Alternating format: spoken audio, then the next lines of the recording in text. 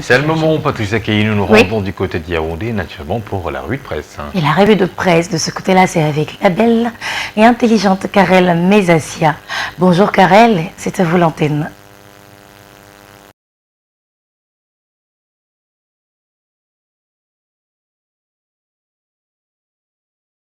Du côté de Douala, madame, messieurs, bonjour et bienvenue à Ongola. On s'intéresse à la vente illicite des terres.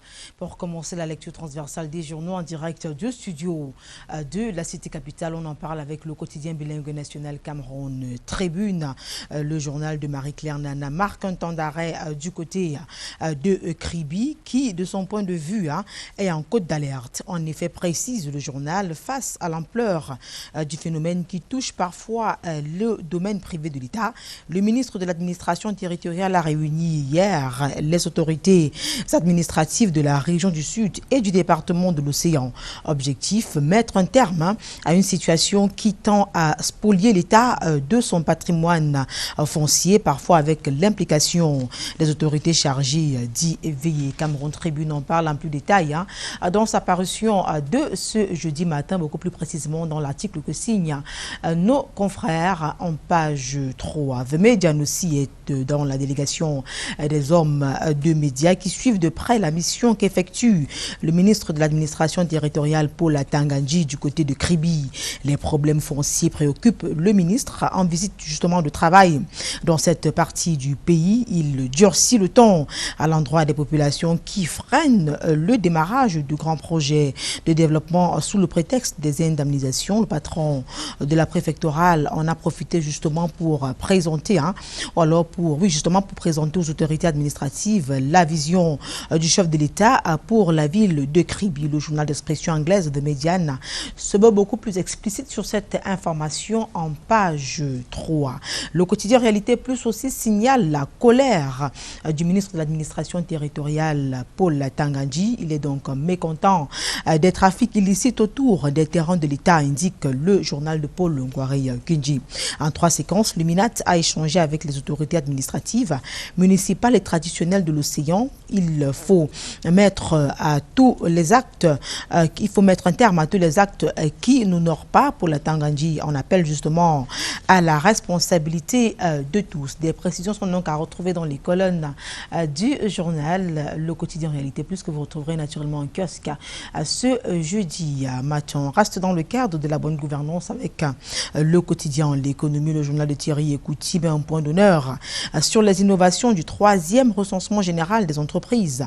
Selon le quotidien de Thierry Ekouti, les contours de l'activité qui est menacée ont donc été présentés par l'Institut national de la statistique le 19 novembre 2021 ici même à Yaoundé.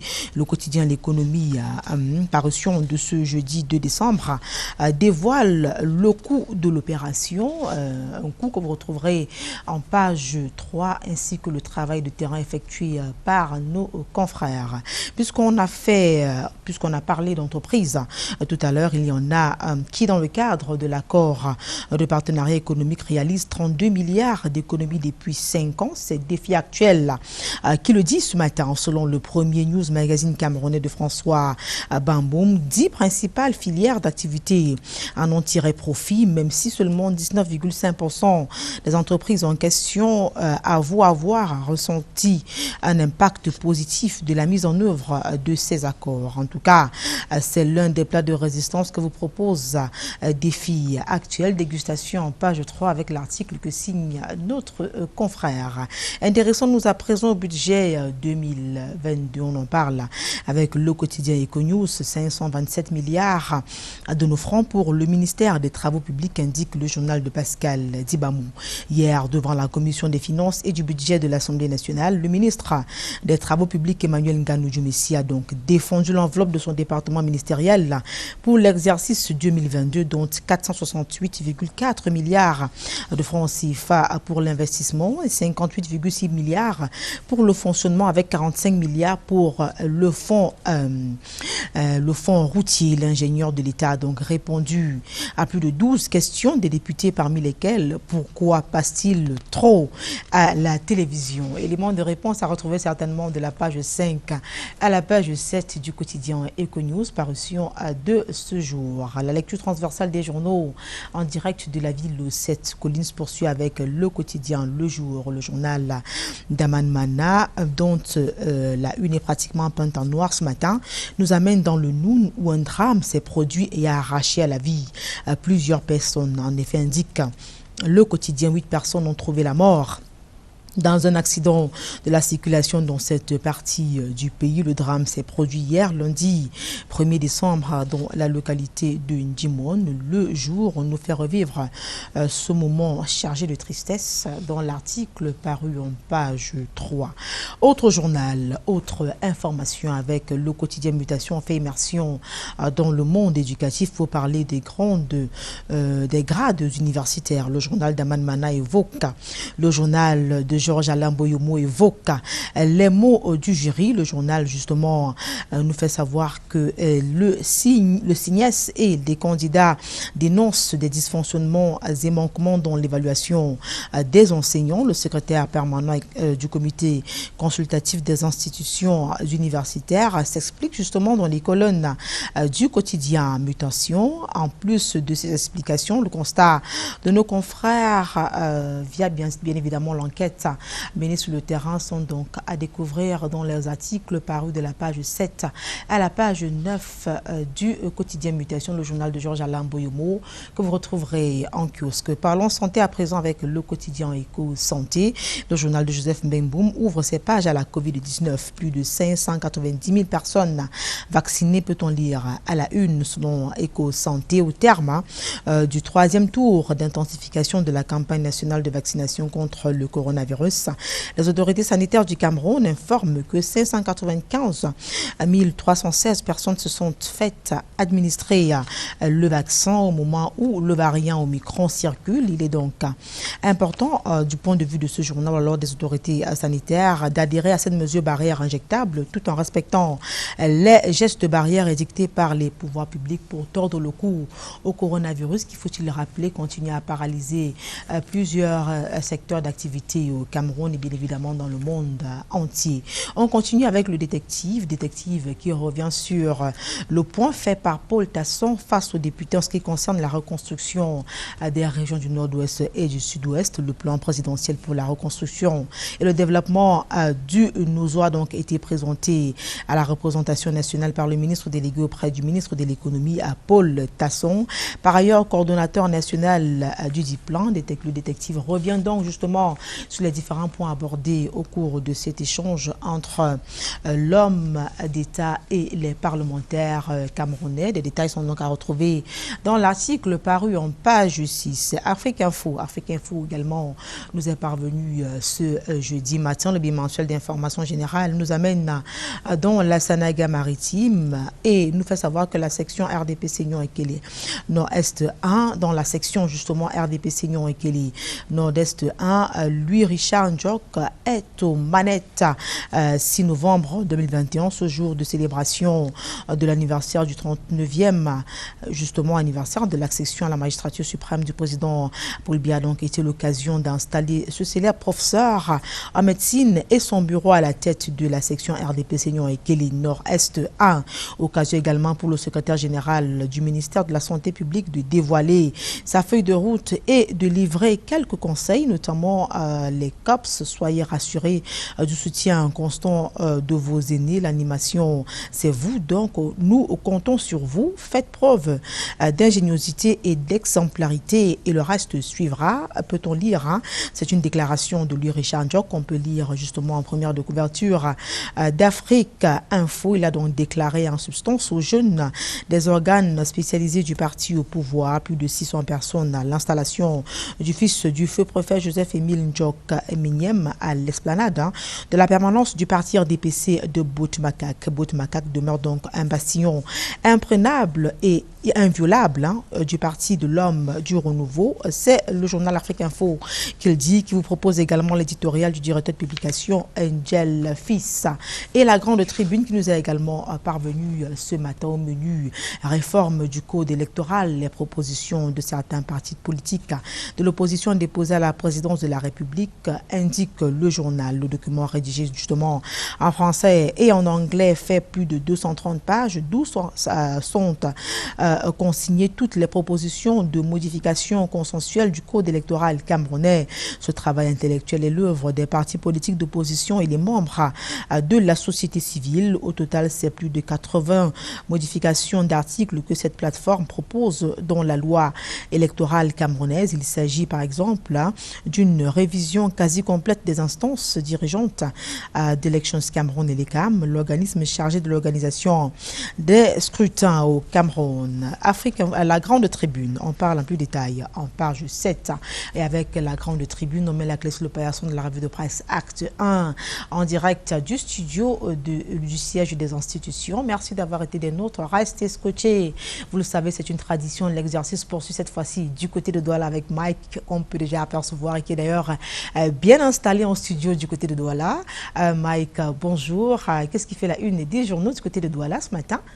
Il s'agit plutôt de Junior Ossin. Junior, bonjour. Qu'est-ce qui fait la une des... Bonjour Karel, c'est Junior Ossin. Effectivement, c'est Junior Ossin. Eh bien, ce matin, Karel Mézatchacheron débute cette revue de presse du côté de Douala avec cette actualité autour de Maurice Kamto, président du MRC. Eh bien, pour la Nouvelle Expression, ce matin, le journal nous apprend tout simplement que Maurice Kamto est retenu à Douala depuis hier.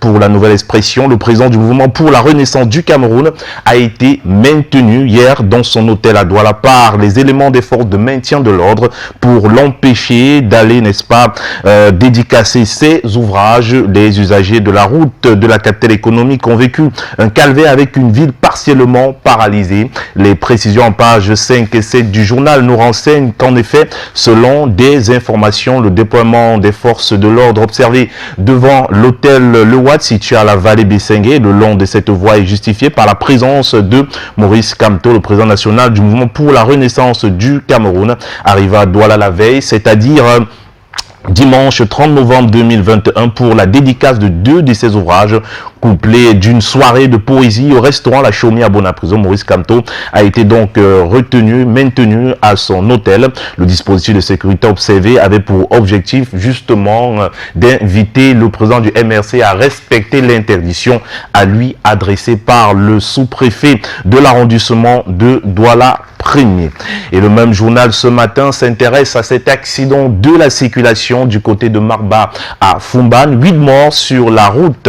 Le journal parle d'un grave accident de circulation produit aux premières heures de ce mois de décembre entre Marba et Manbi en page 4 du journal, et Manki justement en page 4 du journal ce matin. Il y a quelques précisions tout de même. 8 personnes étaient à bord d'une voiture rouge, soit une femme et 7 hommes. Tous les 8 occupants, dont 7 passagers et le chauffeur, n'ont pas pu survivre au choc. Tous sont morts sur le champ. Adeba, professeur de philosophie et censeur au lycée de Bagno, fait partie des victimes. Cet accident vient donc de plonger plusieurs familles dans la tristesse. Le mois de décembre, qui est généralement celui au cours duquel l'on enregistre beaucoup plus d'accidents sur une route, vient donc de donner le ton sur cet axe bitumé. Il y a quelques années, l'accident de Manki doit interpeller les transporteurs, les usagers, les autorités de la zone. Indique la Nouvelle Expression en kiosque ce jour. Les conditions de transport dans cette partie du pays inquiètent. Pour une petite voiture qui est censée porter 5 personnes, l'on se débrouille à y mettre 7 soit 8 avec le chauffeur. Des détails à lire ce matin dans le journal en kiosque ce jour. Et nous poursuivons cette revue de presse avec le Messager. Le Messager qui est également en kiosque, qui s'intéresse également à l'affaire Maurice Kamto. Le journal nous renseigne que Maurice Kamto, lui, est maintenu du côté de Douala dans un hôtel de la place. Eh bien, le président du MRC n'a pas pu, n'est-ce pas, honorer à ses différents rendez-vous littéraires et bien sûr musical entre autres, musicaux autant pour moi. Et c'est du côté de Bonapriso qu'aurait donc aurait pu, n'est-ce pas, se tenir ces différents événements. Le leader du MRC est donc empêché. d'effectuer ces activités-là, selon justement une décision du sous-préfet de l'arrondissement de Douala 1er, bien sûr, qui, n'est-ce pas, voudrait tout simplement sécuriser la ville de quelques débordements possibles, peut-on retrouver dans le Messager ce matin. Eh bien, le même journal en kiosque ce jour s'intéresse à l'Assemblée nationale et revient bien sûr sur cette mémoire de défense du ministre des Transports publics, Ganou Djoumessi, défend une enveloppe de plus de 527 milliards de francs CFA. Le ministre des Travaux publics a demandé aux députés d'approuver ce budget qui lui permettra de remplir efficacement ses missions en 2022. Plus de 468 milliards seront utilisés dans le cadre de l'investissement, alors que 58,637 milliards iront dans le fonctionnement, avec 45 milliards destinés au fonds routier. Le journal donc nous donne pas mal de détails autour de cette actualité. Et le même journal s'intéresse au sport, parlant justement des élections à la FECAFOOT. Eh bien, le recours de Samuel Eto'o-Fils irrecevable, titre au bas de une le journal ce matin. La commission a déclaré irrecevable pour cause de forclusion, dépôt hors délai, indique ainsi le journal. La demande de suspension de Bobo Ndioya et Aboubakar Aline Konaté de toute activité liée au football, formulée par Samuel Eto'o-Fils. Selon certains confrères, le double champion d'Afrique 2000 et 2022 aurait déjà saisi la chambre de conciliation et d'arbitrage du Comité national olympique et sportif du Cameroun pour contester la décision de la commission de recours. Eh bien, la seule requête qui a prospéré devant la commission de recours, c'est celle d'Emmanuel Mabouak Kessak, sollicitant la réhabilitation de sa candidature rejetée par la commission électorale sur avis de la commission d'éthique à cause d'une supposée somme de plus de 4 millions de francs CFA qu'il devait justement à la fédération. À ce propos, la commission de recours affirme que lors des élections de décembre 2018, la candidature de M. Mabouak avait déjà été rejetée pour le même motif avant d'être réhabilitée après sa saisine. La même commission électorale ne saurait pour les mêmes motifs et à la même date invalider la candidature du candidat Mabouak Kessak Emmanuel pour les élections au poste de président et membre du bureau exécutif de la FECAFOOT pour les élections du 11 décembre 2021. Un article à retrouver ce matin dans le journal en kiosque.